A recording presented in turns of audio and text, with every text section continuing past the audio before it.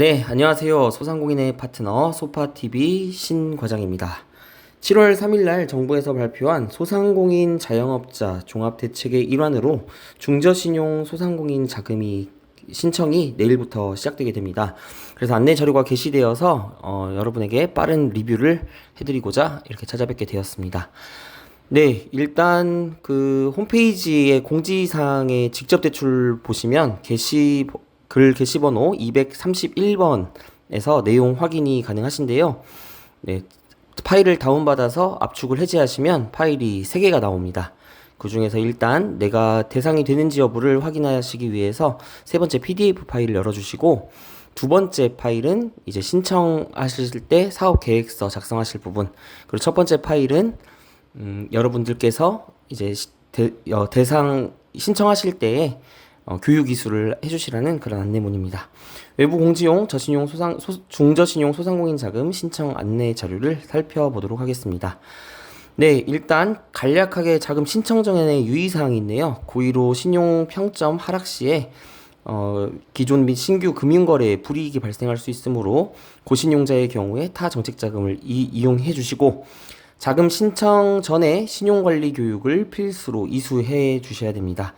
사업 계획서 필수로 작성하셔야 되고, 허위 작성 시 대출이 거절될 수 있고, 또 사업성 평가 및 한도 사정을 통해 대출 여부와 대출 금액이 결정되며 평가 과정에서 현장 실사를 실시할 수도 있습니다. 네, 일단은 민간 금융기관을 통한 자금 조달에 어려움을 겪는 중저신용 소상공인의 경영 안정을 위한 자금 지원을 목적으로 저희 공단에서 직접 대출을 접수받고 심사하고 약정하고 대출금 지급까지 이루어지게 됩니다. 일단 다음 사항을 모두 만족해야 되는데요. 첫 번째, 신용관리 교육을 이수하셔야 되고, 업력은 신청일 기준으로 업력 90일 이상 되셔야 된다는 내용입니다. 단, 개업일이 사업자 등록일자 이전인 경우에는 사업자 등록일 이전 업력은 최대 20일까지만 인정된다. 부가가치세법 제8조에 근거하고 있습니다. 그리고 NCB 신용평점 기준으로 839점 이하가 되셔야 되고요. 네, 당연히 영리기업 그리고 대출 제한 대상에 해당하지 아니하셔야 대출 지원이 가능합니다. 대출 한도는 개인 또는 법인 기업당 3천만 원 이내이지만 대출 한도는 최대 한도 3천만 원에서 23년 소상공인 전통시장 자금 대출 잔액을 차감한 금액 이내로 대출 신청이 가능합니다. 이 내용은 다시 한번 좀 정리를 해서 드리면, 23년 소상공인 전통시장 자금을 2천만 원 받으신 경우에는 이 대출 잔액을 차감한 금액 1천만 원까지 신청이 가능하고, 소전자금을 작년에 2,500만 원, 3천만 원 받은 업체는 추가적으로 대출 실행이 불가하다라는 내용입니다. 복수 지원이 제한됩니다. 개인 기업은 대표자 1명이 다수의 개인 기업을 운영 중일 경우 1개의 개인 기업만을 지원한다는 내용이며, 법인 기업, 각자나 공동 대표이사가 다수의 법인 기업을 운영 중인 경우에 1개의 법인 기업만을 지원한다는 내용입니다. 지원 횟수 제한이 들어가 있습니다. 24년 1월, 2월, 3월 달에 실행했던 저신용 소상공인 자금 기수혜업체는 당해 연도에 중복 지원이 불가합니다. 정책자금 기준금리 플러스 1.6%로 금리 자체는 그렇게 저렴한 자금은 아닙니다만, 내년도 신용평점 회복 조건을 충족한 경우에 자녀 대출 기간 동안 대출 금리를 0.5%포인트 감면해주는 자금입니다. 대출 실행 1년 후 신용점수가 70점 이상 상승했거나 840점 이상으로 회복하면 0.5%포인트의 이자를 감면받으실 수 있습니다. 이 자금은 받으셔가지고 신용을 좀 회복하는데 사용을 하셨으면 좋겠다라는 의도를 조금 파악해 주셨으면 좋겠습니다. 대출 기간은 총 5년입니다. 2년 동안 거치한 다음에 3년 동안 분할 상환이 이루어지는 자금입니다. 접수 기간은 7월 31일 10시부터 예산 소진 시까지이므로 최대한 빨리 신청하시는 게 좋을 것 같습니다. 신청은 소상공인 정책자금 누리집 홈페이지이죠. 홈페이지에서 신청하실 수 있습니다. 심사 절차는 대출 제한 사유가 확인되면 현장 실사를 필요시 할 수 있게 되고, 사업성 평가 및 대출 한도 산정 순으로 심사가 진행되게 됩니다. 현장 실사에서는 실제 사업을 운영하고 있는지 여부, 그리고 비대면 제출 서류의 진위 여부 등을 파악하게 되고, 필요한 경우에 한해서 현장 실사를 실시한다고 적혀 있습니다. 약정은 알림톡이나 문자, 그리고 법인 사업자 같은 경우에는 대표이사가 직접 지역센터를 방문해서 약정을 체결하도록 되어 있습니다. 대출 신청 시 유의사항 중에 가장 큰 거는 제3자 부당 개입 건인데요. 뭐 예를 들면 뭐 외부 컨설팅 기관에서 뭐 일정 비율을 성공보수로 지급하기로 하고 신청 기업하고 제3자가 계약을 한 경우, 이 경우에는 뭐 금리 자체가 낮지도 않은데 더 많은 비용을 성공보수로 제공하게 된다면 실은 이 정책 자금을 쓴 이유가 없어지게 되죠. 네, 이런 부분들은 조심하셔야 되고, 네, 다음 장 지원 대상을 보면 이제 상시 근로자 수하고 평균 매출액, 업종 기준으로 소상공인 지원 요건을 충족해야 한다라는 내용이 적혀져 있습니다. 대출 제한 대상인데요. 첫 번째는 세금을 체납 중이시면 안 됩니다.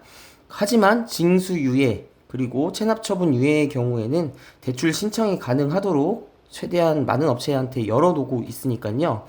만약에 이런 경우는 이제 그 국세 납세 증명서를 공단에서 청구할 수가 있습니다.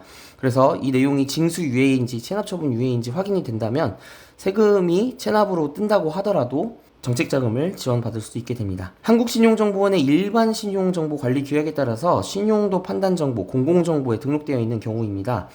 예를 들면 뭐 연체라던가 대위 변제, 대지급, 부도, 금융질서, 문란 이런 것들이 있을 수 있겠고요. 공공정보에 등록되어 있는 경우 뭐 세금이나 과태료 체납, 채무 불이행자에 등재돼 있다든지 현재 신용회복 지원, 회생, 개인회생, 파산, 면책 등을 받고 있을 경우에는 이 신용정보 등록 항목으로 인해서 대출 제한이 되게 됩니다. 연체인데요. 공단이나 금융기관 등의 대출금이 1, 3의 어느 하나에 해당하는 경우 이 지원이 안 됩니다. 현재 금융기관이나 이런 데 연체가 있으시면 안 되고요. 최근 3개월 이내에 계속해서 30일 이상의 연체가 한 번 이상 있는 경우, 최근 3개월 이내에 계속해서 10일 이상 연체가 4번 이상 있는 경우, 이런 경우에는 이제 신용정보 조회를 통해서 공단에서 금융거래 확인서를 요청할 수도 있습니다. 네, 사업장이나 자가주택이 자가인 경우에는 권리침해 사실이 있으면 안 되고요.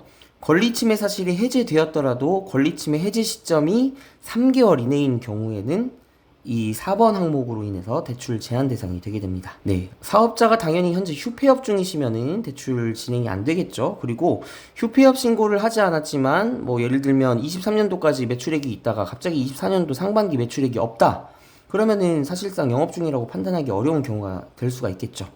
이런 경우에는 대출 지원이 불가할 수도 있습니다. 6개월 이내에 동일자금 대출 신청이 안 되고요. 네, 한계 기업이랑 부채 비율 700% 초과, 매출액 초과 차입금 이런 업체들은 업력 7년 이하 업체는 제외입니다. 자, 업력이라는 거는 사업자 등록증상에 그 사업 개시일 기준으로 보는 거고요. 이 업력 7년이 이상 되게 되면은 한계 기업 부채 비율 700% 초과, 매출액 초과 차입금이 생기게 되면 지원이 제외될 수가 있습니다. 공단에서 뭐 성공불능자 고의 실패 판정을 받은 업체 또는 뭐 공단에서 대출 사고 기업, 채무 재조정 기업 포함해서 관리하고 있는 업체라던가 해당 업체의 대표자가 운영하는 기업, 법인 포함해서 10번 항목에 또 결격 사유가 생기게 되면 대출 지원이 불가할 수 있습니다. 네, 법인 기업의 실제 경영자로 볼 수 없는 경우, 이런 경우에는 이제 대출 지원이 제외되게 되고요. 책임 경영 심사 제한, 결격 요건의 한 항목이라도 저촉 또는 평가 등급이 미흡한 경우, 요거 같은 경우에는 이제 서류상으로 저희가 확인하게 되고요. 법인의 뭐 주주명부라든지 법인의 등기사항 전부증명서상에 이 책임 경영 대상자로 볼 수 있느냐 없느냐 그 요건을 파악하게 됩니다. 네, 사회적 무리, 뭐 허위 또는 부정 신청, 목적의 자금 사용 요런 경우도 굉장히 많은데요. 아까 전에 얘기했었던 제3자 부당 개입 또는 뭐 부정한 방법으로 정책자금 대출을 신청하거나 다른 용도로 대출 자금을 사용하는 등의 사유로 기존의 제재 조치를 받은 경우, 네, 이런 경우에는 대출 신청 지원이 제한될 수 있습니다. 신분증 꼭 필요하고요. 법인의 경우에는 그 법인의 사업자 그 정보 수집 이용 제공 조회 활용 동의서가 필요합니다. 네, 그리고 사업자 등록증은 뭐 따로 필요 없이 저희가 확인하고요. 재무제표 증명 같은 경우에도 일반적으로 확인이 가능합니다. 네, 아까 전에 국세 체납 중인 경우에는 국세나 지방세 납세 증명서를 진구할 수가 있고요. 그리고 등본도 그냥 서류상으로 확인하게 되니까 뭐 따로 제출해 주실 필요 없습니다. 가장 중요한 것은 주된 사업장의 토지하고 건물 등기사항 전부 증명서인데요. 사업장의 경우 임차나 자가나 무관하게 다 제출을 해주셔야 됩니다. 네, 법인의 본점과 주 사업장 주소가 다른 경우에는 모두 제출을 해주셔야 되고 제출용만 인정이 됩니다. 자, 많이 실수하시는 부분이 이 부분에 있는데요. 제출용은 1,000원이고요. 조회용은 700원인데요.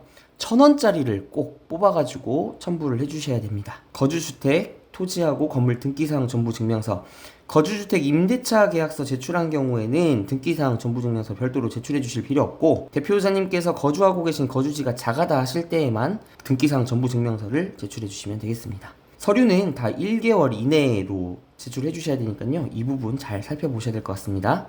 기존에 썼던 거 넣으시면 안 됩니다. 네, 그리고 뭐 추가적으로 서류 요청할 수 있는 부분들은 또 담당자들이 확인하고 요청을 드릴 겁니다. 추가 자료는 이제 해당 업체에 한해서 제출하는 건데요. 법인 기업 같은 경우에는 법인 인감 증명서, 법인 등기사항 전부 증명서 마찬가지로 제출용만 인정되고요. 법인 주주명부, 그리고 세무대리인이 발급해주는 주식 등 변동명세, 상황명세서, 사본 꼭 필요하고요. 고용산재보험료 완납증명서 또는 사업자 4대 보험 완납증명서 제출해 주셔야 됩니다. 네, 우대금리를 적용받으실 경우에는 뭐 노란우산공제 보통 많이 가입해 계신데요. 노란우산공제로 0.1%의 우대금리를 적용받으시기 원하신다. 그러면 소기업, 소상공인 공제부금 납부액 확인서 또는 공제부금 납입 증명서를 제출해 주셔야 되는데요. 이때 확인이 또 필요한 게 가장 최근 월까지 이 노란우산공제를 납부를 하셨는지를 저희가 확인을 해야 되니까 꼭 납부액 확인서, 공제부금 납입 증명서로 제출을 해주셔야 0.1%의 우대금리를 적용받으실 수 있습니다. 네, 이렇게 해서 빠르게 중저신용 소상공인 자금에 대해서 알아봤습니다. 네, 가장 중요한 거는 이제 한글 파일로 되어 있는 사업 계획서를 작성하는 부분인데요.